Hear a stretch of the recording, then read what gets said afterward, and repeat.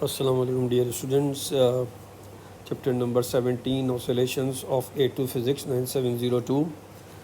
ये सिलसिले का दूसरा लेक्चर है और आज हम इसमें कोशिश करेंगे कि सर्कुलर मोशन और ऑसिलेशन के दरमियान में जो एक रिलेशन है उसको हम डिटरमिन कर सकें और उसको समझें कि किस तरीके से सर्कुलर मोशंस की इक्वेशंस हमारे पास ऑसिलेशंस के केस में भी यूज़ हो सकती हैं और क्यों यूज़ हो सकती हैं।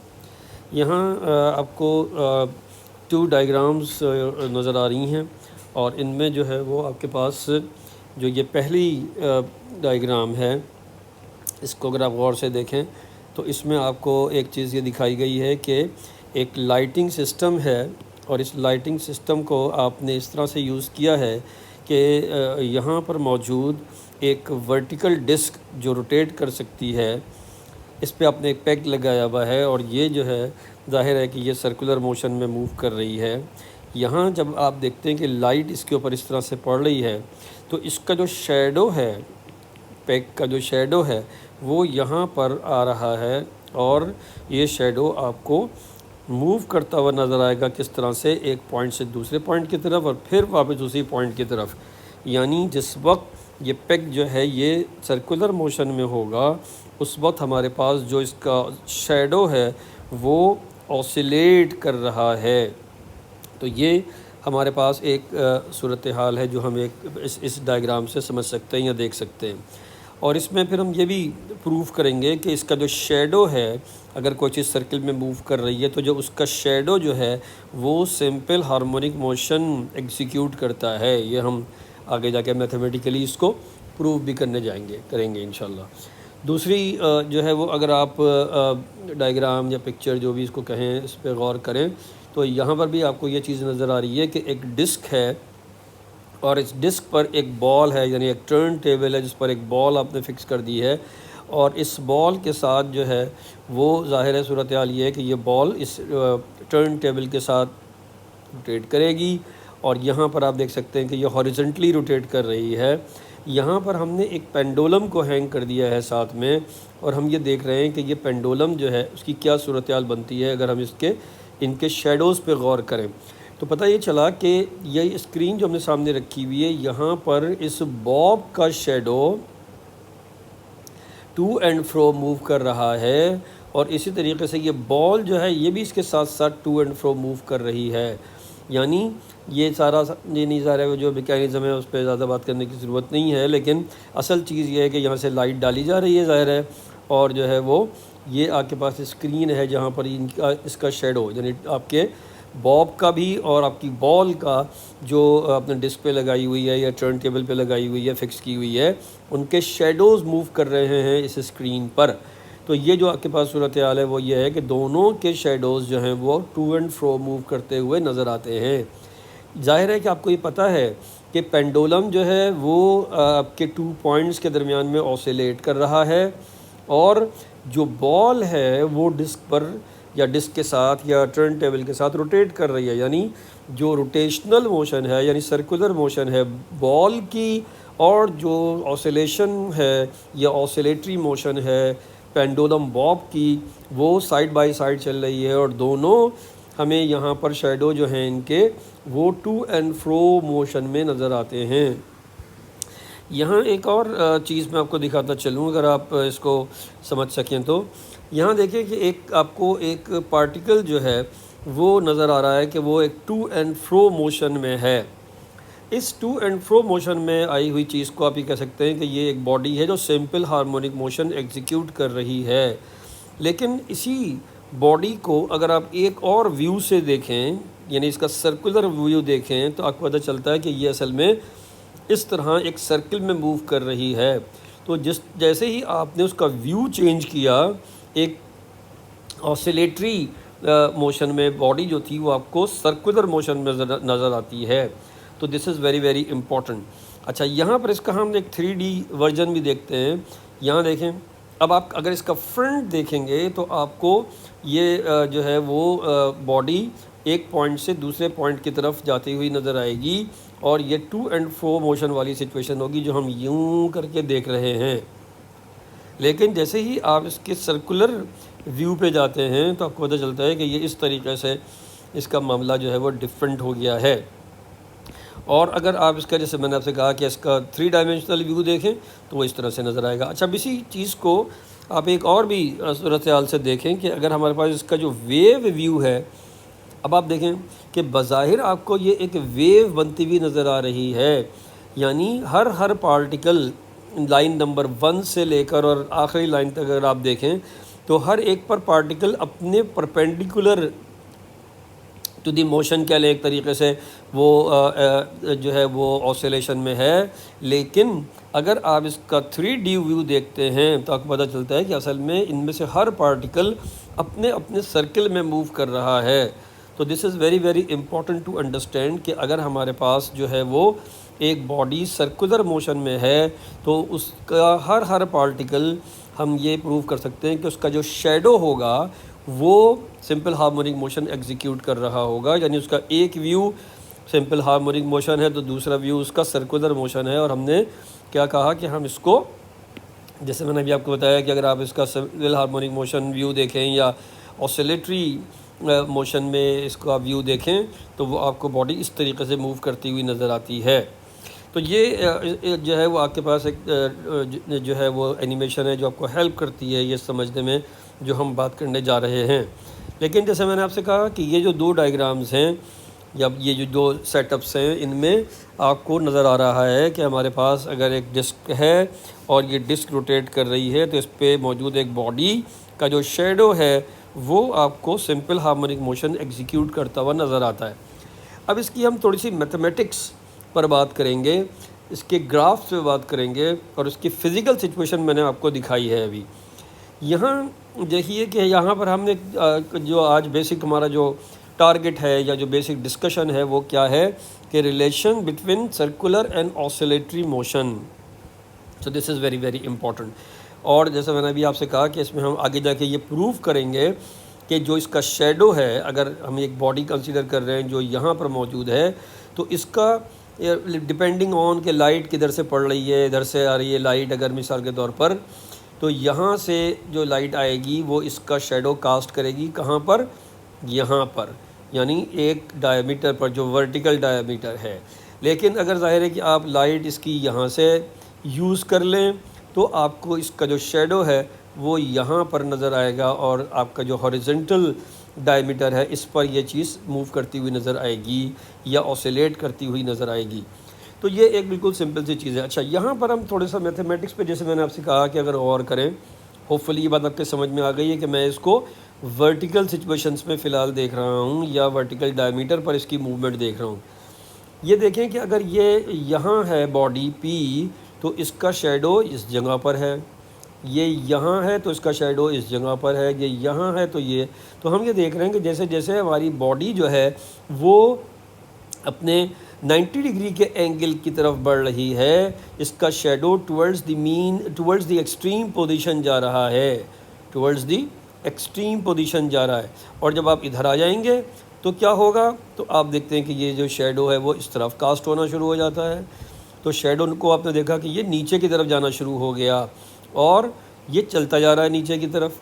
और यहाँ पर जो है वो आप ये देख रहे हैं कि क्या सूरत हाल बनी कि यहाँ पर आपके पास जो एंगल आ गया, यानी ये तो एंगल 0, ये 90 डिग्री, ये 180 डिग्री, ये 270 डिग्री। तो बेसिकली आपके पास यहाँ पर 90 डिग्री से और 270 डिग्री तक जो पेंडुलम, जो आपका प्रोजेक्शन है उसकी जो मूवमेंट है वो ये है, from one extreme to another extreme. लेकिन 270 से जब आप वापस जाना शुरू करेंगे तो आप देखेंगे कि इसका शेडो भी वापस जाना शुरू हो गया। ये इसका शेडो है जो इधर जा रहा है और ये बॉडी वापस अपनी जगह आ गई तो उसका शेडो भी मीन पोजीशन पर पहुंच गया। तो ये इस तरीके से चल रहा है। अब अगर हम किसी एक पर्टिकुलर एंगल के लिए जो थीटा है उस पर गौर करें तो कुछ हमें यहाँ पर चीज़ें देखने की ज़रूरत है। जो इस टाइम में या इस एंगल के लिए जो हमारे पास वर्टिकल जो है वो डायमीटर पर जो डिस्प्लेसमेंट है, कोई डिस्प्लेसमेंट, उसको हमने y लिया हुआ है। जो मैक्सिमम डिस्प्लेसमेंट है, जिसको आप अगर मिसाल के तौर पर पेंडुलम के केस में देखें तो मैक्सिमम डिस्प्लेसमेंट जो है वो क्या चीज़ होती है, तो वो इसका एम्पलीट्यूड होता है। तो यहाँ पर हम उसको एक्स नॉट या वाई नॉट या जो भी है, लेकिन वो एम्पलीट्यूड है असल में। तो ये यहाँ से लेके यहाँ तक जो है ये इसका एम्पलीट्यूड है जो मैक्सिमम है, और इसको हमने वाई नॉट से रिप्रेजेंट किया। ऑब्वियसली चाहे आपका पार्टिकल जो मूव कर रहा है वो यहाँ हो या यहाँ हो या यहाँ हो, ये जो इसकी मैक्सिमम डिस्प्लेसमेंट है वो इसका रेडियस है। लेकिन जैसे मैंने आपको बताया कि इसकी मुख्तलिफ़ पोजीशंस के लिए y की पोजीशन जो है या जो वैल्यू है वो चेंज होती जा रही है। पहले ये y है, फिर ये y है, फिर ये y है, और जब आपकी बॉडी यहाँ पहुँच जाएगी यानी एक्सट्रीम पोजीशन में पहुँच जाएगी तो उस वक्त फिर आपके पास मैक्सिमम डिस्प्लेसमेंट है along दी वर्टिकल डायमीटर, और इसको आपने कहा कि ये वाई नॉट है। जैसे मैंने आपको कहा कि ये वाई नॉट जो है दरअसल वो एम्पलीट्यूड भी है और समझा जा सकता है इसको। अब यहाँ पर आप देखें कि हमारे पास जो ट्रायंगल है, कौन सी ट्रायंगल, ये ट्रायंगल, इस ट्रायंगल की बात कर रहा हूँ। आप दूसरी ट्रायंगल नीचे वाले भी ले सकते हैं, लेकिन यहाँ हम चूँकि वर्टिकल साइड पर हैं तो हम इसको बेहतर है कि इसको कंसीडर करें। तो अगर हमसे कहा जाए कि डिस्प्लेसमेंट x जो है उसको आप किस तरह से लिख सकते हैं, तो कैसे देख सकते हैं, तो आपने कहा जी साइन थीटा जो है, ये साइन थीटा जो है वो हमारे पास परपेंडिकुलर डिवाइडेड बाय हाइपोटेनियस होता है या अपोजिट टू हाइपोटेनियस होता है। तो हमने कहा कि हमारे पास ये क्या है, ये है ओ क्यू, चूँकि ये इसके पैरेलल और बराबर है। तो ओ क्यू और यहाँ से लेके यहाँ तक क्या चीज़ है, ओ पी।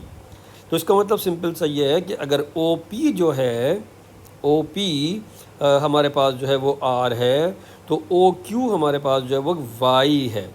ये हमारे पास जो है वो इसकी वैल्यूज़ हैं इस वक्त, या रिप्रेजेंटेशन दायरे हम कर रहे हैं कि किसी एक ख़ास डिस्प्लेसमेंट पर वाई डिस्प्लेसमेंट, और ज़ाहिर है कि जैसा मैंने भी आपको कहा कि आर जो है वो तो फिक्स है, कांस्टेंट है किसी पर्टिकुलर केस में, और हमारे पास जो है वो रेडियस है या मैक्सिमम आप इसको कहें कि ये डिस्प्लेसमेंट है। तो अगर हमारे पास जो है वो हम यहाँ पर किसी एक टाइम में या किसी एक इंस्टेंट पर गौर करें तो पता चला कि हमारे पास ये डिस्प्लेसमेंट की इक्वेशन बन रही है। और जैसे मैंने भी आपको कहा कि यहाँ आर जो है वो वाई नॉट है मैक्सिमम डिस्प्लेसमेंट, या इसको आप एम्पलीट्यूड के तौर पर भी समझ सकते हैं। तो फिर यही इक्वेशन जो मैंने यहाँ लिखी है इसको आप y is equal to y not sine theta या y is equal to a sine theta लिख सकते हैं। तो ये याद रखिए कि ये जो सिचुएशन है वो आपकी डिस्प्लेसमेंट की इक्वेशन के लिए है, जबकि डिस्प्लेसमेंट अलोंग वर्टिकल डायमीटर ली जा रही हो। तो दिस इज़ दी सिचुएशन। अब मैंने इसको ज़ाहिर है कि जो आपका सिलेबस है उसको फॉलो करते हुए इसको इस तरह लिखा है। हम बात करेंगे कि अगर वो यहाँ मूव कर रहा हो तो फिर क्या होगा, लेकिन पहले एक तरफ समझ लें ताकि दूसरी तरफ अगर आपने समझने की कोशिश की तो फिर इसके हवाले से आप उसको देख सकें कि क्या सूरत हाल बन रही है। तो यहाँ एक सिंपल सी लाइन मैंने लिख दी है कि equation 1 is the displacement of the shadow of the body P along vertical diameter of the circle. किसी एक पॉइंट पर या किसी एक पर्टिकुलर एंगल के लिए ज़ाहिर है ये बात हो रही है। होपफुली ये आपके समझ में आ गई है। इसमें जैसे मैंने आपको यहाँ दिखाया कि ये इसकी फ़िज़िकल सिचुएशन है, यहाँ पर इसकी हम जो है वो बात कर रहे हैं कि ये हम इसकी ग्राफिकल या टिग्नोमेट्रिकल जो एक्सप्लेनेशन है उसको कैसे देखें, और फिर ज़ाहिर है कि इसकी एक मैथमेटिकल इक्वेशन कैसे बनेगी डिस्प्लेसमेंट की। यहाँ पर एक और चीज़ जो हम बहुत आसानी से कर सकते हैं और देख सकते हैं, अगर आप रिकॉल करें तो थीटा जो है यानी एंगुलर वेलोसिटी, वो आपके पास एंगुलर वेलोसिटी और थीटा जो है उसको अगर आप देखें टाइम के साथ, तो ये इक्वेशन आपके पास है theta is equal to omega t. ये आप जो सर्कुलर मोशन में पढ़ के आए हैं, और अगर आप जो है वो मेरे चैनल पे नए हैं तो आप मेरा जो है वो सर्कुलर मोशन का जो लेक्चर है उसको देखें। उसमें तो 3-4 लेक्चर्स हैं, तो उसमें शुरू के ही लेक्चर में theta is equal to omega t को हमने डिस्कस किया है। और यहाँ पर हम ये कह रहे हैं कि अगर हमारे पास जो है वो बॉडी एक angular velocity, uniform angular velocity omega से मूव कर रही हो, तो हम थीटा की जगह पर यहाँ पर ओमेगा टी भी लिख सकते हैं। तो वो जो इक्वेशन हमने लिखी थी कि y is equal to y not sine theta, अब उसको हम इस तरीके से भी लिख सकते हैं कि y is equal to y not sine omega t. या जैसे मैंने आपको बताया कि जब आप वाई नॉट को एम्पलीट्यूड की शक्ल में देखते हैं तो ये आपके पास जो है वो y is equal to a sine omega t भी लिखा जा सकता है। तो this is very very important. अब यहाँ अगर आप इसको ग्राफ बनाना चाहें आपके डिस्प्लेसमेंट के और थीटा के दरमियान, या इवन डिस्प्लेसमेंट और टाइम के दरमियान, मैंने फ़िलहाल जो है वो ज़रा डिस्प्लेसमेंट और थीटा के दरमियान में बनाया है ये ग्राफ। तो यहाँ जो है वो आपके पास क्या है, वाई एक्सिस पर क्या चीज़ मौजूद है, तो वाई एक्सिस पर आपके पास मौजूद है डिस्प्लेसमेंट वाई, डिस्प्लेसमेंट वाई, और एंगल ज़ाहिर है कि थीटा। तो यहाँ पर जब आपके पास एंगल ज़ीरो है तो आपका जो शेडो है वो यहीं पर है, यानी कोई डिस्प्लेसमेंट उसकी नहीं है। और जब जैसे जैसे आप ऊपर बढ़ रहे हैं तो आप इसका कॉरस्पॉन्डिंग पॉइंट लेते हुए देख सकते हैं कि ग्राफ किस तरह से बन रहा है। तो पता चला कि साहब हम जब ऊपर की तरफ मूव कर रहे हैं, यानी जब हम 0 डिग्री से 90 डिग्री तक गए हैं तो यहाँ से हमने बॉडी को तो इस तरह से मूव होते हुए देखा है, लेकिन हमारा जो डिस्प्लेसमेंट है उसकी सूरत हाल क्या हुई है कि डिस्प्लेसमेंट जो है वो 0 से मैक्सिमम पर चला गया। और जैसे मैंने अभी आपको कहा कि मैक्सिमम डिस्प्लेसमेंट होता क्या है, तो मैक्सिमम डिस्प्लेसमेंट बुनियादी तौर पर हमें पता है एम्पलीट्यूड होता है। तो ये है वो मैक्सिमम डिस्प्लेसमेंट। और आपको पता ही है कि अगर आप एक वेव बना रहे हैं या वेव फॉर्म बना रहे हैं तो आपके पास जो मैक्सिमम डिस्प्लेसमेंट है वो आपके पास एम्पलीट्यूड है, और वो यहाँ कन्फर्म हो गया। जब आप वापस आना शुरू करते हैं तो जैसे मैंने आपको बताया कि अब आपका जो डिस्प्लेसमेंट है वो कम होता जा रहा है और टुवर्ड्स द मीन पोजीशन जा रहे हैं आप। तो इसके कॉरस्पॉन्डिंग पॉइंट्स अगर आप देखें तो वो ये आ रहे हैं ग्राफ पर, और ये ग्राफ आपका यहाँ पर 0 हो गया। यानी जब 180 डिग्री हुआ तो उस पर आपकी जो डिस्प्लेसमेंट है वो दोबारा से 0 हो गई। और जब आपने इसको 180 डिग्री से 270 की तरफ मूव करते हुए आपने देखा तो पता चला कि इस वक्त जो है वो आपका ग्राफ अब नीचे यानी नेगेटिव डिस्प्लेसमेंट की तरफ जा रहा है। और अगेन द सेम थिंग, जब वो यहाँ पहुँचा 270 पर तो मैक्सिमम हो चुका था ऑन दी अदर साइड। इसी तरीके से जब आप यहाँ आ रहे हैं तो अब आप देखें कि आपका जो डिस्प्लेसमेंट है वो ये है, इसको इस तरह से देख रहे हैं आप। देखिए वो शेडोज़ का दूसरी साइड पर बन रहा है, तो इसको समझने की ज़रूरत है कि ये हम असल में इसकी पोजीशन को बना रहे हैं, यहाँ पर नहीं। वो चाहे अब आप लाइट का इंतज़ाम चाहे यहाँ से कर लें, पहले लाइट यहाँ लगी हुई थी तो शेडो जो था वो यहाँ पड़ रहा था, और उसके बाद जब बॉडी यहाँ पहुँची तो ऑब्वियसली लाइट की पोजीशन आपको चेंज करनी पड़ेगी। अब लाइट यहाँ से आ रही है तो जो इसका शेडो है वो नीचे की तरफ मूव कर रहा है। सिस्टम आपने ऐसे बनाया है कि जैसे ही वो यहाँ पहुँचता है ये स्विच ऑफ हो जाती है लाइट, ये ऑन हो जाती है, तो फिर ये शेडो जो है शेडो जो है वो फिर आपके डायमीटर पे जाना शुरू हो जाता है। जैसे मैंने आपसे कहा कि मैं जब इसको यहाँ बना रहा हूँ तो ये शेडो नहीं कास्ट कर रहा, बल्कि इसका कॉरस्पॉन्डिंग पोजीशन दिखा रहा हूँ आपको कि क्या है। तो इसकी कॉरस्पॉन्डिंग पोजीशन फिर वही है कि ये नेगेटिव मैक्सिमम से और 0 की तरफ जा रहा है। तो अब आपके पास एक ग्राफिकल सिचुएशन अगर आप देखें तो यहाँ आपको पता चलेगा कि एक साइन कर्व बन रहा है। तो आपने कहा कि डिस्प्लेसमेंट जो है वो साइन कर्व से बनता है। तो ये देखें कि y is equal to a sine omega t, यानी या थीटा कह लें इसको, y is equal to a sine theta, ये भी जैसे मैंने आपसे कहा कि लिखा जा सकता है।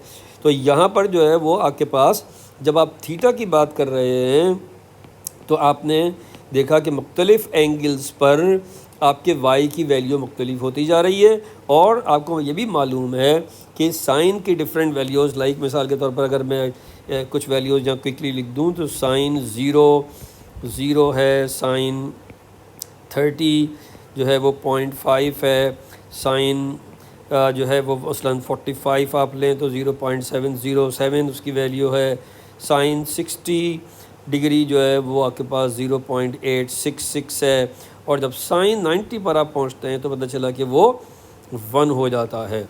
और इसी तरीके से जब 90 से आप आगे बढ़ना शुरू करते हैं तो आप देखते हैं कि उसकी वैल्यू फिर डिक्रीज़ होनी शुरू हो गई है। और जब आप पहुंचते हैं कहाँ पर, 180 डिग्री पर, तो साइन 180 डिग्री जो है वो फिर आपके पास जो है वो 0 हो चुका होता है। इसी तरीके से जब आप 180 से 270 की तरफ चलते हैं तो वैल्यू नेगेटिव में आनी शुरू हो जाती है, एंड सो ऑन। तो वो वैल्यू नेगेटिव में आ रही है।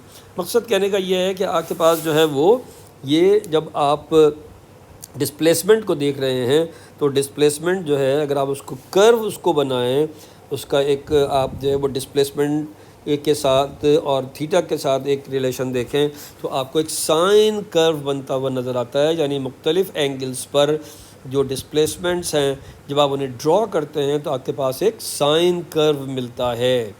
और ये हमने जैसे मैंने आपको बताया कि ग्राफिकली भी देख लिया, मैथमेटिकली भी इसको देख लिया, फ़िज़िकली यहाँ पर हमने देख लिया कि किस तरीके से ये ऑसिलेट कर रहा है या यहाँ पर ये किस तरीके से ऑसिलेट कर रहा है। और मैंने फिर आपको एक एनिमेशन भी दिखाई कि जिस एनिमेशन में आपको जो है वो नज़र आ रहा है कि किस तरीके से आपका जो एक पार्टिकल ऑसिलेट करता हुआ नज़र आ रहा है, वो दरअसल जब उसको आप सर्कुलर व्यू में या सर्किल के व्यू में देखें तो आपको बॉडी सर्किल में मूव करती हुई नज़र आती है। तो ये हमारे पास एक सिचुएशन है जो हम डिस्प्लेसमेंट के हवाले से देख रहे हैं। अब यहाँ पर हमने जैसे कि पहले भी मैंने कहा कि साइन 0 और साइन 90 वगैरह के हवाले से अगर हम बात करें तो मैक्सिमम और मिनिमम डिस्प्लेसमेंट्स की वैल्यूज़ जो हैं, किसकी डिस्प्लेसमेंट, शैडो क्यू की डिस्प्लेसमेंट जो यहाँ हो रही है उसकी बात कर रहा हूँ। ये हमारे पास y is to y not sine theta आया है। और अगर आप गौर करें तो आपके पास जो वैल्यू अगर थीटा की 0 है तो यहाँ आप इनकी वैल्यूज़ रख के आसानी ये देख सकते हैं कि y इज़ टू 0 है, यानी आप मीन पोजीशन पर पहुँचे हुए हैं। आप कौन, प्रोजेक्शन या शेडो कहाँ पहुँचा हुआ है, मीन पोजीशन पे पहुँचा हुआ है। दूसरी तरफ जब आप साइन 90 डिग्री लेते हैं तो साइन 90 चूँकि होता है 1, तो आपके y is to y not, और ये हम पहले भी डिस्कस कर चुके हैं कि जब ये 90 डिग्री यानी जब ये हमारे पास जो पार्टिकल है वो मूव करता हुआ यहाँ पहुँचेगा तो ये दरअसल 90 डिग्री का एंगल बना चुका होगा और उस वक्त जो प्रोजेक्शन है वो भी यहीं पर मौजूद होगा। तो हमारे पास जो है वो ये साबित हो रहा है कि y is to y not है किस वक्त, जब वो 90 डिग्री है। और यही बात जैसे मैंने आपसे कहा मैंने आपको यहाँ दिखाई है। तो ये तीनों चारों चीज़ें जो हैं वो एक साथ आप जो है वो देख सकते हैं कि किस तरीके से इनकी वैल्यूज़ चेंज हो रही है और किस तरीके से जो प्रोजेक्शन है वो किस तरीके से यहाँ पे मूव कर रहा है। तो ये एक तो ये डिस्प्लेसमेंट का मामला हो गया। फिर एक बहुत सिंपल सी चीज़ ये है जो समझने की ज़रूरत है कि हमारे पास जो वेलोसिटी है उसकी अगर हम बात करें कि भाई वेलोसिटी की क्या सिचुएशन है, तो अगेन द सेम थिंग हमारे पास ग्राफिकल, ट्रिग्नोमेट्रिकल, मैथमेटिकल ये सारी चीज़ें हमें देखने की ज़रूरत है।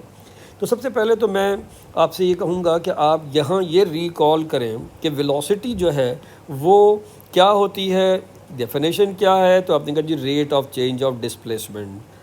हमारे पास ये जो d/dt है या जिसको आप डेल्टा ओवर डेल्टा टी भी लिखते हैं, ख़ुसूसन बायोलॉजी के बच्चे जो हैं थोड़े से कंफ्यूज होते हैं इसमें, क्योंकि जो है वो ये अरे मैथ्स है लेकिन मैथ्स के बच्चों के लिए ये कोई नई चीज़ नहीं है।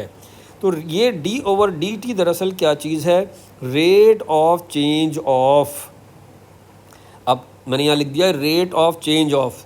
अब किस चीज़ का रेट ऑफ चेंज ऑफ, जो भी आप चीज़ यहाँ लिख दें, मसलन x, तो ये क्या हो जाएगा, rate of change of displacement. इसकी जगह यहाँ लिख दें v मसलन, तो ये क्या हो जाएगा, rate of change of velocity. इसकी जगह लिख दें p, तो ये हो जाएगा rate of change of momentum, and so on. यानी सिंपल सी बात यह है कि ये d/dt दरअसल डिफ्रेंशिएशन का एक मामला है और इसको आप डिफ्रेंशिएट कर रहे हैं। मैं उस मैथमेटिकल लैंग्वेज को फ़िलहाल यूज़ नहीं करना चाहता, लेकिन सिंपल सी एक चीज़ आपको ये बता रहा हूँ कि ये जो आपके पास d/dt है ये कोई ऐसा नहीं है कि d को d से कैंसिल कर दें। ये पूरा एक ऑपरेटर है, ये पूरा एक ऑपरेटर है। क्या मतलब है कि जब आप इस d/dt को कहीं अप्लाई करते हैं तो एक नई सिचुएशन या एक नई चीज़ आपके पास आती है। मैं क्विकली एक बहुत आसान सी एग्जांपल आपको दे दूं। मिसाल के तौर पर आपने लिखा है कि 3 + 5 तो ये आ रहा है 8, लेकिन 3 × 5 ये आ रहा है 15।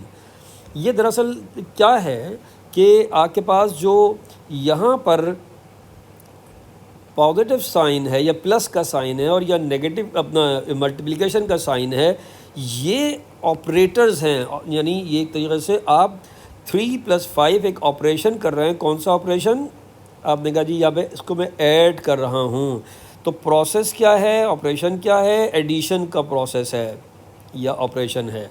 यहाँ क्या है, तो पता चला कि ये मल्टीप्लिकेशन का प्रोसेस है, ये मल्टीप्लिकेशन का प्रोसेस है। तो आपने कहा कि एक ऑपरेटर ये है, जब मैं इसको अप्लाई करूँगा तो एक ख़ास रिज़ल्ट आएगा। दूसरा ऑपरेटर ये है, एक प्रोसेस जब इसके थ्रू होगा तो एक ख़ास रिज़ल्ट आएगा। ये बिल्कुल ऐसा ही है कि मिसाल के तौर पर आप ये कहें कि जी ये जूसर है और ये ग्राइंडर है। जब जूसर में हम जो है वो मिसाल के तौर पर एप्पल को डालें तो क्या निकलेगा साहब, उसका जूस निकलेगा मसलन। और जब हम ग्राइंडर में डाल दें तो वो जूस नहीं निकलेगा, वो उसका शेक बन जाएगा मसलन। ठीक है, तो हमने कहा कि इसका मतलब यह है कि दो मुख्तलिफ ऑपरेटर्स हैं ये। तो जूसर अलग काम कर रहा है, ग्राइंडर अलग काम कर रहा है। याद रखिए कि जो चीज़ थी आपके पास वो एक ही थी, लेकिन चूँकि आपने दो मुख्तलिफ ऑपरेटर्स यूज़ किए इसलिए उसके दो मुख्तलिफ रिज़ल्ट आ रहे हैं। तो ये याद रखिए कि ये पॉजिटिव होना या प्लस होना या मल्टीप्लिकेशन उसकी या सब्ट्रैक्शन या डिवीज़न, ये सब ऑपरेटर्स हैं। इसी तरीके से एक ऑपरेटर आपका ये है कि जिसको आप rate of change of any quantity देखते हैं। जैसे मैंने आपसे कहा कि ये इस तरह से नहीं होगा कि आप ये कहेंगे d/dt लिखा हो तो d को d से काट दो, ये इस तरह से नहीं है, कैंसिल नहीं होगा। ये असल में पूरी d/dt एक ऑपरेटर है। अच्छा, इसको थोड़ा सा और इस तरह से समझ लें कि असल में ये d/dt है क्या। तो हमने कभी अगर मसलन हम ये बना रहे हैं एक डिस्प्लेसमेंट टाइम ग्राफ अगर हमारे पास है, तो टाइम t1 पर डिस्प्लेसमेंट x1 था, टाइम t2 पर डिस्प्लेसमेंट मसलन x2 है। तो अगर इसका ग्रेडियंट आप देखें या स्लोप आप इसका अगर देखें तो ये किस तरह से निकलता है, x2 minus x1 divided by t2 minus t1। तो यही चीज़ आ गई, यानी x2 माइनस x1 क्या है, चेंज इन डिस्प्लेसमेंट, और t2 माइनस t1 क्या है, चेंज इन टाइम। तो हमने कहा कि हम ये देख रहे हैं कि किसी गिवन टाइम में जो है वो डिस्प्लेसमेंट में कितनी चेंज आ रही है। तो ये जो हमारे पास सूरत हाल है ये हमें लेके जाती है किस तरफ, स्लोप की तरफ। और यही दरअसल डिफरेंशिएशन है, यानी आप ये कह सकते हैं कि अगर हम डिफरेंशिएट कर रहे हैं तो दरअसल हम ग्रेडियंट निकाल रहे हैं। तो ये सारी बातें अगर आप समझ सकें तो फिर यहाँ जो मैं बात करने जा रहा हूँ आपके आसानी से समझ में आएगी। हमने देखा कि हम यहाँ पीछे ये जो y है ये असल में दरअसल क्या है, yq है, यानी प्रोजेक्शन q का डिस्प्लेसमेंट किसी टाइम पर या किसी एंगल पर। अब यहाँ देखें, इसी को जिस तरह मैंने अभी आपसे कहा कि वेलोसिटी क्या होती है, rate of change of displacement. तो यहाँ जो आपने q है या डिस्प्लेसमेंट है q का, उसकी इक्वेशन आपने रखनी है तो आपको एक वेलोसिटी की इक्वेशन मिल जाएगी। तो ये आपने लिख दिया, आपको बताया कि yq is equal to y0 sine theta है या y0 साइन ओमेगा t है। हम इसको डिफ्रेंशिएट कर रहे हैं, इसका स्लोप मालूम कर रहे हैं। अब जाहिर है कि y0 जो है वो चूँकि चेंज नहीं हो रहा, यहाँ पर चेंज देखें, जो चीज़ चेंज होगी वो उसका स्लोप आप मालूम कर सकते हैं। तो डिस्प्लेसमेंट चेंज हो रहा है तो आपने कर लिया। यहाँ पर जो आपके पास y0 है ये मैक्सिमम वैल्यू है, यानी ये कांस्टेंट वैल्यू है एक तरीके से इस इक्वेशन में। तो आपने कहा कि हमारे पास जो है वो ये चेंज नहीं होगा। तो जब हम ये ऑपरेटर लगा रहे हैं जिसमें चेंज की बात कर रहे हैं, हमारे पास d/dt जो है वो rate of change of something, तो ये तो चीज़ चेंज हो ही नहीं रही, तो इसको हमने फिर बाहर लगा लिया, बाहर लिख लिया इसको हमने कहा ये तो भाई हम बाहर लिख लेते हैं। अब ये मैं इसको दोबारा एक्सप्लेन भी कर दूंगा, लेकिन ये याद रखिए कि ये एक सॉर्ट ऑफ फार्मूला है। फ़िलहाल तो इसको फार्मूले की शक्ल में देखिए कि जब आप इसको डिफ्रेंशिएट करते हैं किस चीज़ को, इस तरह आपने लिख लिया कि y0 d/dt और यहाँ पर क्या रह गया, साइन ओमेगा t। तो आप असल में साइन ओमेगा t को डिफ्रेंशिएट कर रहे हैं विद रिस्पेक्ट टू t, यानी इसका रेट ऑफ चेंज देख रहे हैं, साइन ओमेगा t का रेट ऑफ चेंज देख रहे हैं विद रिस्पेक्ट टू t। तो ये मैं भी आपको समझाता हूँ कि ये कॉस ओमेगा t कैसे आता है, लेकिन बहरहाल ये फार्मूला फ़िलहाल याद रखिए, खुसूसन बायोलॉजी वाले बच्चों के लिए थोड़ा सा इसको याद रखना पड़ेगा कि ओमेगा आगे आ गया, कॉस ओमेगा t हमारे पास जो है वो एक इक्वेशन चेंज हो गई। तो जो हमारे पास वेलोसिटी की इक्वेशन बन रही है वो क्या आ रही है, y not omega cos omega t. और जैसा कि हम पहले बात कर चुके हैं कि वाई नॉट जो है वो दरअसल आपके पास क्या चीज़ है, एम्पलीट्यूड है। तो आपने कहा कि भाई इसको एम्पलीट्यूड की शक्ल में लिख दो, तो ए ओमेगा कॉस ओमेगा टी यूँ लिखा जा सकता है। इसी चीज़ को हम ये भी देख चुके हैं कि असल में हमारे पास जो ए है यानी एम्पलीट्यूड वो दरअसल रेडियस है। यहाँ से लेके यहाँ तक, यहाँ से लेके यहाँ तक, ये डिस्टेंस, ये सारे के सारे रेडियस हैं। तो ये सब के सब रेडियस लिखे जा सकते हैं। यानी वाई नॉट का भी जैसे मैंने आपको बताया था कि वो मैक्सिमम वैल्यू है और उसकी एम्पलीट्यूड की शक्ल में, रेडियस की शक्ल में उसको लिखा जा सकता है। तो हमने कहा कि इसका मतलब ये है कि ए की जगह पर जो हमने यहाँ ए लिखा है हम क्या लिख सकते हैं, आर, तो ये हो गया r omega cos omega t. अब यहाँ पर हमारे पास जो है वो ये थोड़े से एक रिकॉल करें कि अगर कोई बॉडी यहाँ मूव कर रही है तो ये हमारे पास एक बॉडी है जो सर्किल में मूव कर रही है। तो सर्किल में मूव करती हुई किसी बॉडी के लिए हमने देखा था कि जो v है वो आर ओमेगा होता है।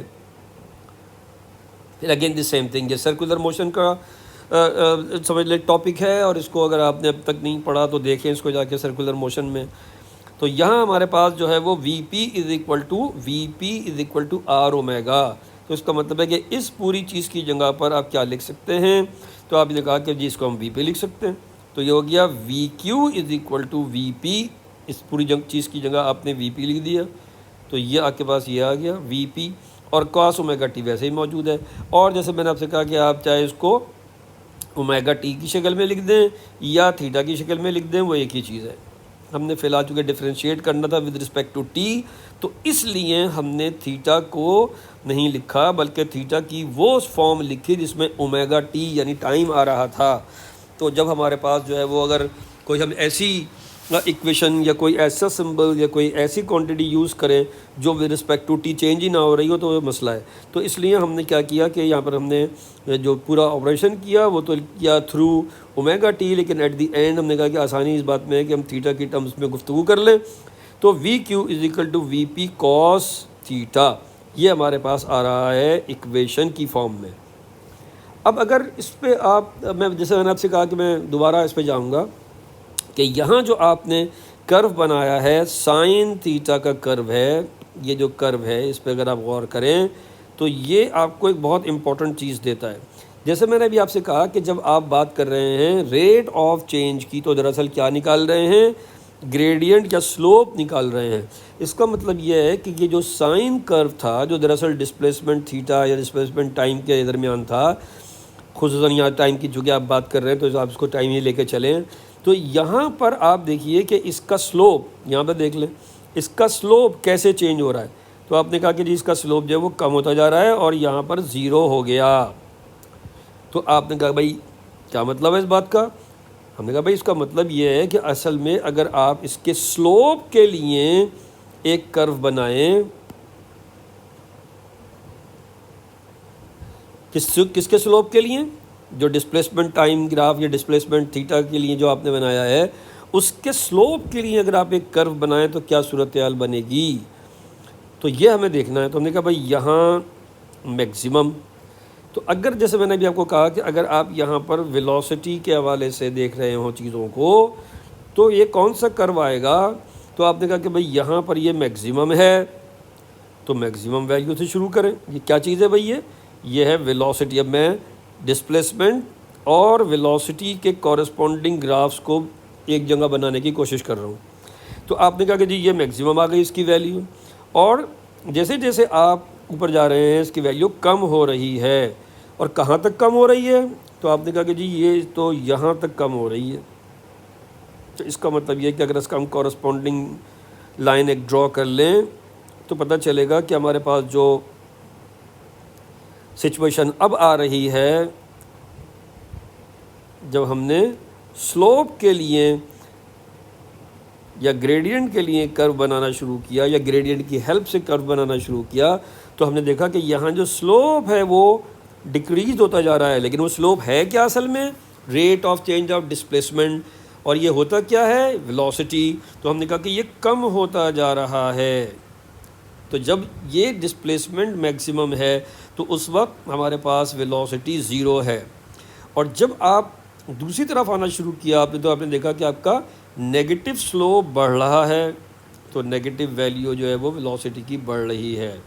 उसके बाद क्या हुआ, आपने कहा जी नेगेटिव की वैल्यू यानी नेगेटिव स्लोप की वैल्यू कम होनी शुरू हुई और इस जगह ये ज़ीरो हो गया। तो नेगेटिव स्लोप की वैल्यू यानी वैल्यू थी किस, वो क्या थी, वेलोसिटी। तो नेगेटिव साइड की वेलोसिटी कम होती चली गई और यहाँ ज़ीरो हो गई। और जब आप फिर आगे बढ़ना शुरू हुए तो पता चला कि ये आपके पास पॉजिटिव ग्रेडियंट बढ़ रहा है। और पॉजिटिव ग्रेडियंट किस तरह से बढ़ रहा है, तो आपने कहा जी इस तरह से बढ़ रहा है। अब गौर कीजिए कि ये जो मैंने अभी कर्व बनाया है, इस डिस्प्लेसमेंट टाइम कर्व का कॉरस्पॉन्डिंग वेलोसिटी टाइम या वेलोसिटी थीटा ग्राफ जब हमने बनाया तो पता चला कि वो आ रहा है एक कॉस कर्व। और ये इस बात का प्रूफ है कि ये हमारे पास v q is equal to v p cos theta, यानी जब आप जो है वो डिस्प्लेसमेंट को डिफ्रेंशिएट करेंगे, उसका जब आप रेट निकालेंगे तो वो क्या चीज़ आएगी, आपके पास वेलोसिटी आएगी। और ऑब्वियसली जैसे मैंने भी आपसे कहा कि वो वेलोसिटी जो है वो किस ट्रिग्नोमेट्रिक उसमें आ रही है फॉर्म में, तो कॉस थीटा की फॉर्म में आ रही है, या इसका जो इक्वेशन है वो कॉस थीटा से निकाली जा सकती है इसकी वैल्यू। अच्छा, यहाँ अगर ये बात आपके थोड़ी बहुत समझ में आ गई है तो यहाँ देखेंगे यहाँ क्या हो रहा है। जिस वक्त ये आपके पास बॉडी फर्स्ट ये यहाँ है तो उस वक्त ये आपके पास जो वी पी है वो ज़ाहिर है, ये जैसे मैंने आपसे कहा कि शेडो इसका यहाँ आ रहा है, तो जो वेलोसिटी की वैल्यू यहाँ पर है वही वेलोसिटी की वैल्यू यहाँ पर है, यानी मैक्सिमम। अब ये देखिए कि जब ये ऊपर की तरफ जाना शुरू हुई, यहाँ पर है, यहाँ पर है और यहाँ पर है, इस तरह से आगे बढ़ती जा रही है, तो आप देख रहे हैं कि इसका जो वर्टिकल कंपोनेंट था ये असल में वी क्यू था, यानी वर्टिकल फ़िलहाल हमें दिख रहा है वर्टिकल, लेकिन असल में जो ये अभी मैं दिखाता हूँ कि ये ग्राफ यानी इसमें थीटा जो है वो कहाँ है और इसकी वैल्यू कॉस में आएगी या साइन में आएगी। लेकिन फ़िलहाल ये देखिए कि ये जो एरो है ये स्मॉल होता जा रहा है और यहाँ जब पहुँच के ये एरो गायब हो जाता है। इसी तरीके से जब आप दूसरी तरफ आते हैं तो ये एरो आपको दिखता है कि ये बढ़ना शुरू हो गया, यहाँ मैक्सिमम है और यहाँ पर फिर दोबारा से इसकी वैल्यू जो है वो कम होने लगी है, यहाँ फिर ज़ीरो हो जाएगी। तो हम असल में देख ये रहे हैं कि जो ये कंपोनेंट है दरअसल हमारा, अभी देखते हैं कि कौन सा कंपोनेंट है, लेकिन बहरहाल ये कंपोनेंट जो है ये हमारा वेलोसिटी कंपोनेंट है। वीपी का एक कंपोनेंट हमारे पास जो ये वाला कंपोनेंट है ये वी क्यू है। मैंने इसको यहाँ थोड़ा बड़ा करके दिखा दिया है। असल में अगर आप गौर करें तो एंगल ये वाला है जो चेंज हो रहा है, ये समझने की ज़रूरत है। और इस एंगल को अगर आप गौर करें तो ये एडजेसेंट साइड है इसकी, एडजेसेंट साइड। तो इसका मतलब ये कि यहाँ अगर आप देखेंगे तो बुनियादी तौर पर ये कॉस थीटा से आ रहा होगा। और वही चीज़ हमने यहाँ देखी है कि जब हमारे पास जो है वो कॉस थीटा लिखा जाए, चलें ब्लू से लिख लेते हैं, कॉस थीटा जब लिखा जाए तो वो क्या आएगा, चला कि बेस ओवर हाइपोटेन्यूस। तो ये क्या हो गया, तो हमने कहा कि ये v q is equal to v cos theta. क्या यही इक्वेशन नहीं आ गई हमारे पास? ज़रूर आ गई। तो हमने कहा कि हमने इसको जब मैथमेटिकली देखा तब भी हम इस नतीजे पे पहुंच रहे हैं, और जब हमने इसको ट्रिग्नोमेट्री की शक्ल में देखा तब भी हम इसी नतीजे पे पहुंच रहे हैं कि कॉस थीटा की टर्म्स में हम इसको निकाल सकते हैं। और हमने कहा कि जी हमारे पास जो है वो वेलोसिटी जो है वो किस चीज़ की है, वेलोसिटी प्रोजेक्शन की है, और ये हमारे पास आ रही है v cos theta. V q is equal to v p cos theta. So be careful of this situation. तो ये हमारे पास जो है वो एक तो चीज़ आ जाती है। दूसरे, जैसे मैंने भी आपसे कहा कि इसको अगर आप जो है वो ये भी देखना चाहें, कंफर्म करें कि हमारे पास जो है वो इसकी मैक्सिमम और मिनिमम वैल्यूज़ क्या हैं, तो वो जैसे मैंने भी आपको कहा कि ये सारी डिटेल्स आप इसको पढ़ें। लेकिन जो असल चीज़ है वो क्या है कि v q is equal to v p cos theta. अब जब theta is equal to zero है, यानी हम यहाँ पर हैं, तो क्या हुआ, पता चला कि cos zero is equal to 1। नतीजा क्या है कि v q is equal to v p. तो जब आप मीन पोजीशन पर होते हैं तो उस वक्त आपके पास जो है वो मैक्सिमम वेलोसिटी होती है शैडो की, जो हमारे पास ज़ाहिर है कि किसी बॉडी का शैडो है उसकी वेलोसिटी मैक्सिमम होती है। और जैसे जैसे जो है वो आप आते हैं किस तरफ, 90 डिग्री की तरफ, यानी कॉस अगर आप यानी theta is equal to 90 degree लें तो कॉस 90 इज इक्वल टू 0 होगा, तो वो यहाँ आ गया, तो वी क्यू जो है वो आपके पास 0 हो जाएगा। तो एक वैल्यू ये और एक वैल्यू ये एक्सट्रीम पोजीशंस की वैल्यूज़ मैंने ले ली हैं। अब जब भी क्वेश्चन आएगा तो वो आपसे ये पूछेगा कि ग्राफ उसने मिसाल के तौर पर आपको दे दिया और आपसे कहा कि जी वो पोजीशन मार्क करो जहाँ पर बॉडी अपनी मीन पोजीशन पर है। तो जब आप वेलोसिटी टाइम ग्राफ देख रहे होंगे तो मीन पोजीशन ये है इसकी, मीन पोजीशन ये है इसकी, मीन पोजीशन इसकी ये है, और ये इसकी एक्सट्रीम पोजीशंस हैं जहाँ पर इसकी वैल्यू 0 आ रही है। तो एक एक्सट्रीम पोजीशन ये, एक एक्सट्रीम पोजीशन ये। मीन पोजीशन पर कब होगा, जब वो यहाँ हो तो शैडो यहाँ आ रहा होगा, या जब बॉडी यहाँ हो तो शैडो यहाँ आ रहा होगा। तो ये समझने की ज़रूरत है कि वेलोसिटी किस तरह चेंज हो रही है। ग्राफिकली भी उसको हमने देख लिया, ट्रिग्नोमेट्री के लिहाज से भी देख लिया, इक्वेशन डेवलप कर ली। तो this is all very very important. और जैसे मैंने आपको कहा कि यहाँ मैंने कॉरस्पॉन्डिंग ग्राफ भी आपको बना के दिखा दी है कि किस तरीके से आपका जो डिस्प्लेसमेंट टाइम ग्राफ है वो किस तरीके से आपको वेलोसिटी टाइम ग्राफ या वेलोसिटी थीटा ग्राफ दे रहा है, जो कि साइन कर्व से डिफ्रेंशिएट होकर, यानी जब साइन कर्व का रेट ऑफ चेंज निकाला आपने तो हर पॉइंट पर जो आपके पास वैल्यूज़ आई वो इस तरह की थी कि कॉस कर्व मिल रहा था। तो आपने कहा कि जी ये हमें अब दिख गया कि वेलोसिटी को हम अगर निकालना चाहें तो वो कैसे निकलेगी। ये या ये जो मैंने इक्वेशन अभी बताई है, ये सारी इक्वेशन जो है वो इस तरीके से आप देख सकते हैं। अब यहाँ जाहिर है कि ये कोई ज़रूरी नहीं है कि वो आपसे कोई ये ड्राइव करवाए, लेकिन आप जब तक इन चीज़ों को समझेंगे नहीं कि ये v q is equal to v p cos theta कहाँ से आ गया, या ये जो है वो हमारे पास जब डिस्प्लेसमेंट की बात हो रही है तो वो v q is equal to a sine omega t या v not sine omega t या थीटा की टर्म्स में कैसे आ गया, तो उस वक्त तक आप जो है वो इसके प्रॉब्लम सॉल्व करने में हमेशा डिफ़िकल्टी फेस करेंगे और फील करेंगे। अदरवाइज़ अगर आपकी बात समझ में आ गई है तो फिर ये आपको इंशाल्लाह प्रॉब्लम नहीं करेगा। यहाँ एक आखिरी बात फ़िलहाल हम और करते चलें, फिर दोबारा हम इंशाल्लाह दूसरे नेक्स्ट लेक्चर में इसकी मज़ीद डिटेल से बात करेंगे। और ये बहुत सिंपल चीज़ है।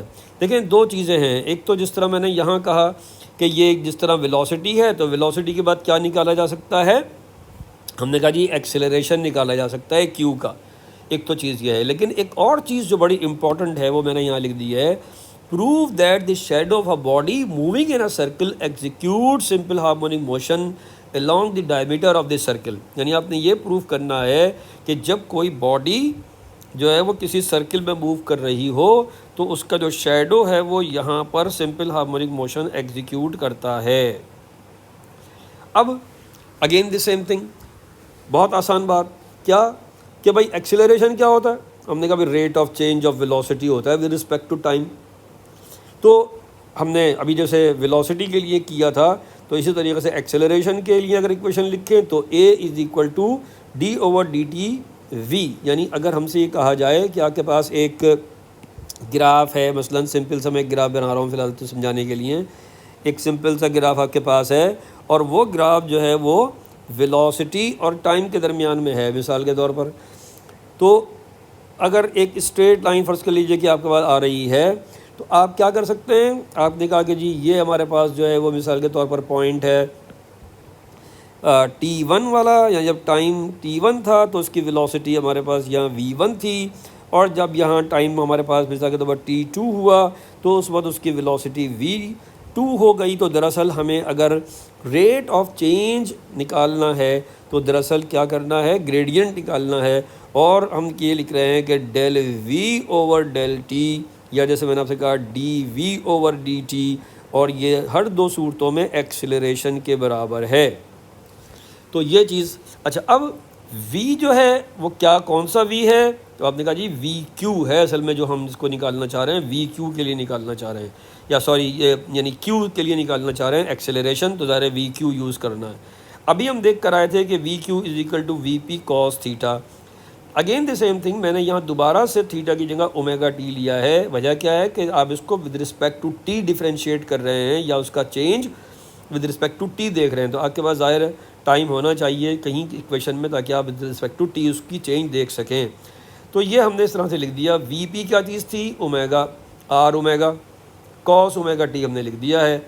और यहाँ पर अगेन द सेम थिंग कि ये हमारे पास चूँकि आर और ओमेगा कॉन्स्टेंट्स हैं, तो ये हमने बाहर लिख दिए। और जब इसको हम डिफ्रेंशिएट करते हैं तो कैसे करते हैं, तो पता चला कि हमारे पास जो है वो ये इस तरीके से आएगा कि ये जो हमारे पास इक्वेशन है, यहाँ स्क्वायर नहीं है, ये तो यही था, लेकिन जब डिफ्रेंशिएट करा आपने इसको या किया आपने इसको, तो फिर आपके पास क्या आ गया? आर ओमेगा, यानी ओमेगा को आपने फिर बाहर लिया है। जिस तरह से अगर आपको याद हो तो हमने यहाँ किया था कि जब इसको हमने डिफ्रेंशिएट किया था तो इस ओमेगा को हमने बाहर निकाला था, एक को हमने बाहर निकाला था। तो ये हमारे पास जो है वो वैल्यू आ गई थी साइन ओमेगा टी की। जब हमने डिफ्रेंशिएशन की थी तो एक ओमेगा ये बाहर आ गया था। ये जैसे मैंने कहा कि ये मैथमेटिक्स वालों के लिए मैं एक्सप्लेन नहीं कर रहा, इसको बहुत ज़्यादा बायोलॉजी वालों को सिंपल सी चीज़ बता रहा हूँ। तो ये ओमेगा आगे आ गया, आर ओमेगा स्क्वायर आ गया। यहाँ पर जब आप इसको कॉस ओमेगा टी को डिफ्रेंशिएट करते हैं तो वो माइनस साइन ओमेगा टी आता है। अब अगेन द सेम थिंग, ये क्वेश्चन है कि भाई माइनस कहाँ से आ गया और साइन ओमेगा टी कहाँ से आ गया, तो इसको हम देखेंगे ग्राफ की हेल्प से। लेकिन फ़िलहाल आप इसको समझेंगे, ये इसकी एक आइडेंटिटी है। इसको अगर हम कॉस थीटा को या कॉस ओमेगा टी को डिफ्रेंशिएट करें तो वह नेगेटिव साइन ओमेगा टी हो जाता है। तो सिंपल बात क्या है कि आपके पास ए क्यू जो है वो क्या आ गया? Minus r omega square sine omega t, या minus r omega square sine theta, या जैसे मैंने अभी आपसे कहा कि आप जो है वो आर की जगह वाई भी लिख सकते हैं। और वाई कौन सा? Y not. अच्छा, यहाँ पर ये देखिए कि ये जो आपके पास ट्राइंगल है, कौन सी वाली? अगेन द सेम थिंग, ये ट्राइंगल जो ओ पी क्यू ट्राइंगल है, इसको अगर आप गौर करें तो साइन थीटा क्या आ रहा है? आपने कहा जी ये हमारे पास है वाई, ये हमारे पास है वाई, और ये हमारे पास है आर या वाई नॉट। तो जो साइन थीटा है वो है y divided by y not. तो ये पता चला कि अगर इसको हम लिख दें यहाँ पर, इस जगह पर साइन थीटा की वैल्यू डाल दें तो वो क्या आ रही है? Y divide by y not. एक वाई नॉट यहाँ था, एक वाई नॉट यहाँ आ गया, तो ये दोनों वाई नॉट्स कैंसिल हो जाएंगे। तो पता चला कि आपके पास ए क्यू जो है वो अल्टीमेटली क्या आ रहा है? माइनस ओमेगा स्क्वायर वाई या वाई ओमेगा स्क्वायर। और जैसा कि हम पहले ही बात कर चुके हैं कि ओमेगा, तो ओमेगा स्क्वायर भी कांस्टेंट है, तो अगर इसको निकाल दें तो a is directly proportion to minus y. A q is directly proportion to minus y. अब यहाँ असल में रुककर आपको रिकॉल करनी पड़ेगी जो पिछली हमारे डिस्कशन था। अगर आपने अभी तक पहला जो है वो लेक्चर नहीं देखा है तो उसको देखें। और वो लेक्चर जो था वो क्या था? वो ये था कि सिंपल हार्मोनिक मोशन अगर कोई बॉडी एग्जीक्यूट करेगी तो उसके लिए एक बेसिक कंडीशन है कि उसका एक्सेलरेशन डिस्प्लेसमेंट के डायरेक्टली प्रोपोर्शन लेकिन अपोजिट डायरेक्शन में होगा। तो यहाँ आपने ये प्रूव कर दिया। तो ये जो आपके पास मैंने लिखा है कि प्रूव दैट, ये प्रूव हो गया। और ये प्रूव असल में हमारा पता नहीं हमसे ये वो प्रूव करवाए ना करवाए कहीं, लेकिन एक चीज़ जो बड़ी इंपॉर्टेंट है वो ये है कि भाई हम सिंपल हार्मोनिक मोशन के केस में इस शैडो को क्यों लेकर आ गए और उसका क्या मकसद है। तो पता ये चला कि जब हमने शैडो को देखा तो शैडो हमें ये बता रहा है कि जब कोई बॉडी सर्कुलर मोशन में हो तो उसका प्रोजेक्शन एक सिंपल हार्मोनिक मोशन एग्जीक्यूट करता है। तो ये याद रखिए कि ये एक बहुत ही बेसिक इक्वेशन अब हमारे पास आ गई। और हमने ये कहा कि जी हमारे पास जो है वो क्या है?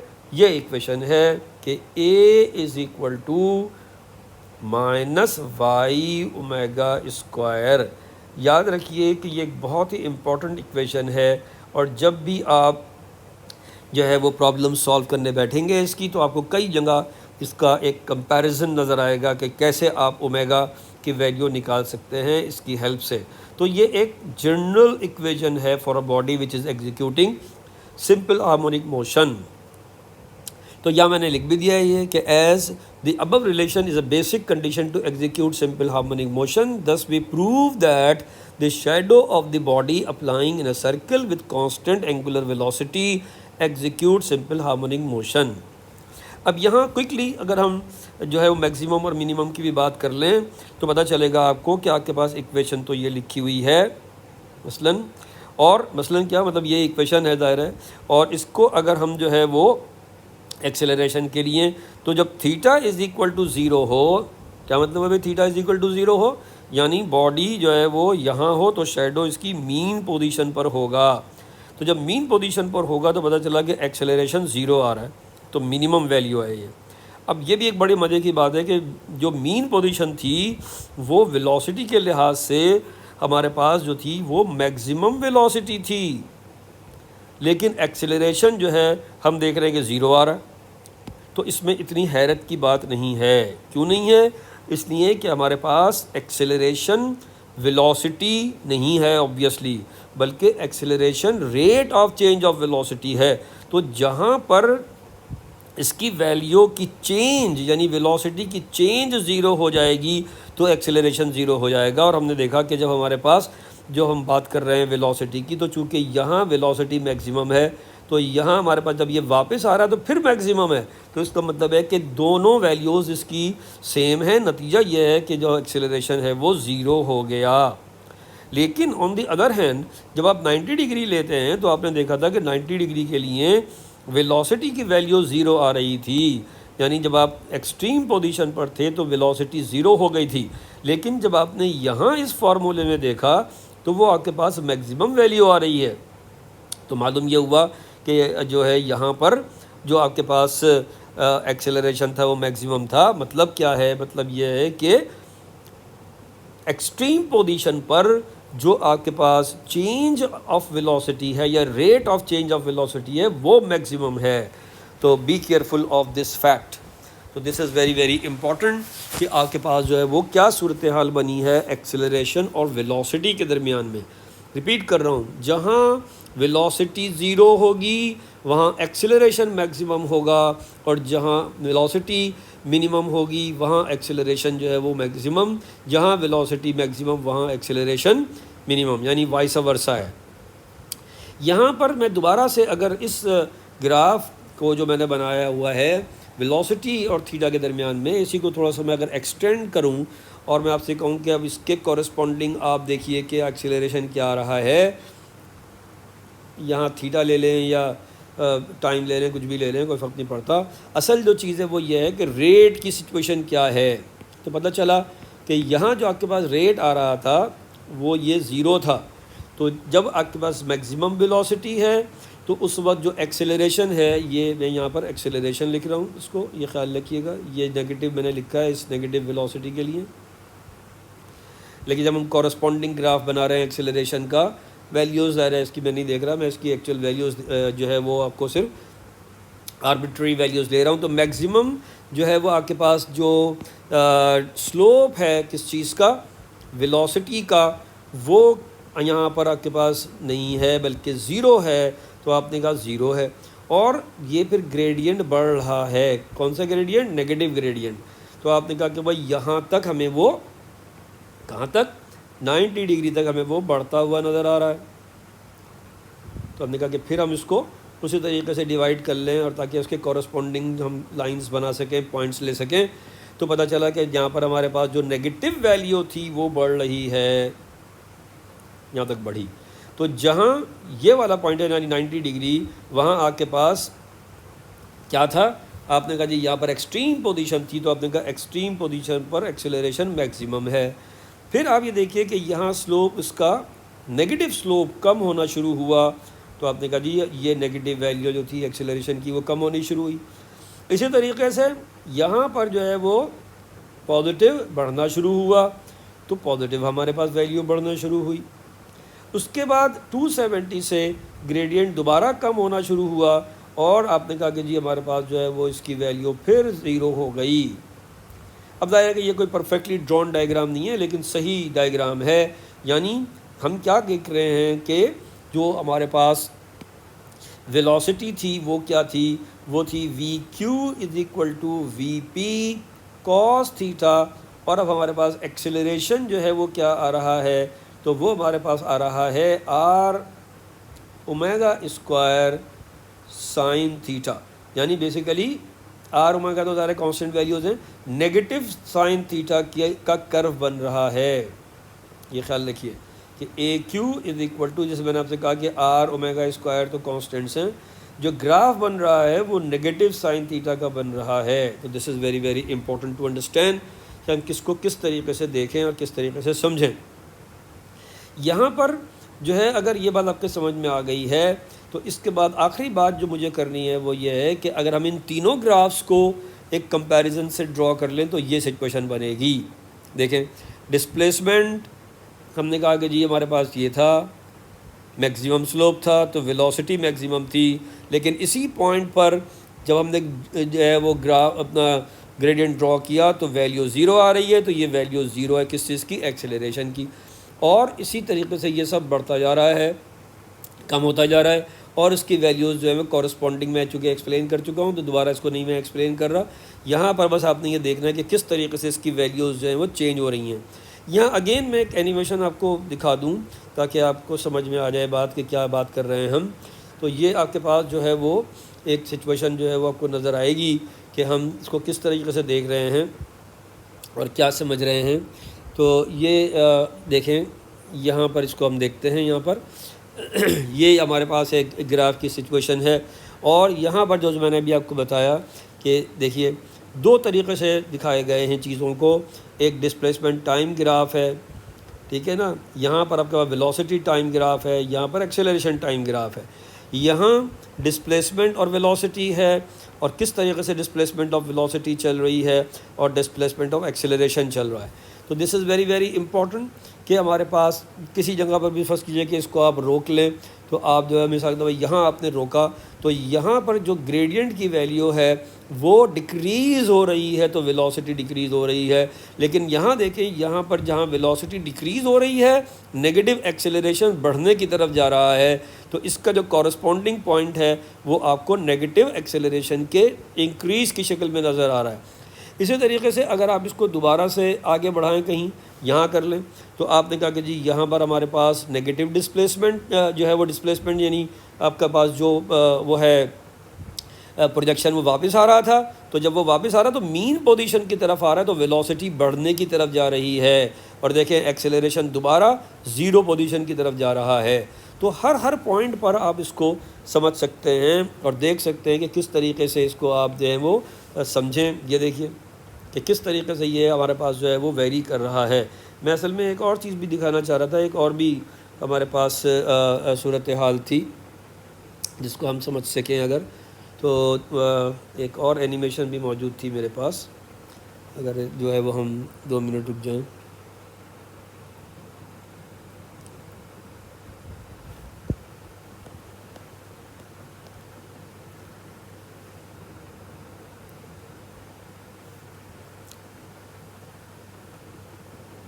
ये देखें, अब यहाँ पर जो है वो फिर आपको दिखाया गया है, यहाँ वर्टिकल दिखाया गया है, लेकिन अगर आप गौर करें तो देखिए किस तरह से ग्राफ चेंज हो रहा है। उसी तरीके से एक्सेलरेशन और वेलोसिटीज़ भी तब्दील हो रही हैं। जो इसमें सबसे इम्पॉर्टेंट बात आखिरी जो मैं करता चलूँ वो ये है कि अगर आप डिस्प्लेसमेंट और एक्सेलरेशन को देखें तो इनको हम कहते हैं कि ये मिरर ग्राफ्स हैं एक दूसरे के। यानी ये अगर हमारे पास पॉजिटिव कॉस है, पॉजिटिव साइन है, तो ये नेगेटिव साइन है। तो ये एक बहुत इंपॉर्टेंट चीज़ है, इसको समझने की ज़रूरत है। हर पॉइंट पर आप ग्राफ के लिए देख रहे हैं कि ग्रेडियंट किस तरह चेंज हो रहा है, और जिस तरह ग्रेडियंट चेंज हो रहा है, यहाँ पर हमने वर्टिकल मोशन दिखाया हुआ है एक बॉडी का, तो ज़ाहिर है कि किसी एक ख़ास पॉइंट से ले लिया है। आप असल यहाँ से शुरू कर दें उसको, तो ये साइन कर्व बनेगा। तो अगर ये नेगेटिव साइन है, तो अगर ये नेगेटिव साइन आ रहा है ऊपर वाला, तो जो नीचे एक्सेलरेशन आ रहा है वो पॉजिटिव साइन आएगा, एंड वाइस वर्सा। तो ये कुछ चीज़ें हैं जो हमने डिस्कस की हैं। होपफुली आज का ये डिस्कशन जो थोड़ा लंबा भी हो गया है, लेकिन ये असल में इसको तोड़ के पढ़ाया नहीं जा सकता था, इसलिए आपने इसको गौर से देखना है। अगर आप मेरे चैनल पे नए हैं तो इसको सब्सक्राइब करें और बेल आइकन को प्रेस करें लाइक करें, शेयर करें ताकि दूसरे बच्चे भी इससे फ़ायदा उठा सकें। कमेंट ज़रूर करें ताकि मुझे पता चले कि आपकी कितनी चीज़ समझ में आ रही है, क्या हो रहा है, क्या नहीं हो रहा। और जैसे मैंने आपसे कहा कि इंशाल्लाह जैसे मैंने कोशिश की है कि आपको एनिमेशंस के थ्रू, ग्राफ के थ्रू और जो है वो जो इसकी मैथमेटिक्स है उसके थ्रू चीज़ों को समझा दिया जाए। और जो है वो सिंपल हार्मोनिक मोशन के लिए ये एक बहुत इम्पॉर्टेंट डिस्कशन है। और मैं चाहता ये हूँ कि आप इस काबिल हो जाएं कि ख़ुद प्रॉब्लम सॉल्व कर सकें। लेकिन ज़ाहिर है कोशिश मैं करूँगा कि आपको प्रॉब्लम भी सॉल्व करके दिखाऊँ। लेकिन जैसे मैंने भी आपसे कहा कि अगर आप जो है वो इसको एक दफ़ा सिर्फ देखेंगे तो बस हो सकता है कि समझ में ना आए, लेकिन इसको एक दो दफ़ा सुने, देखें, पढ़ें।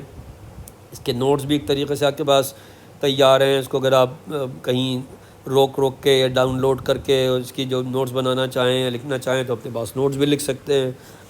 एनी हाउ अपना तो ख्याल रखें बहुत सा, और कमेंट ज़रूर करें, शेयर और लाइक करें। और जो है वो दूसरे बच्चे भी फिर इससे फ़ायदा उठा सकेंगे। अगले लेक्चर के लिए मुझे इजाज़त दीजिए। Thank you. अल्लाह हाफ़िज़।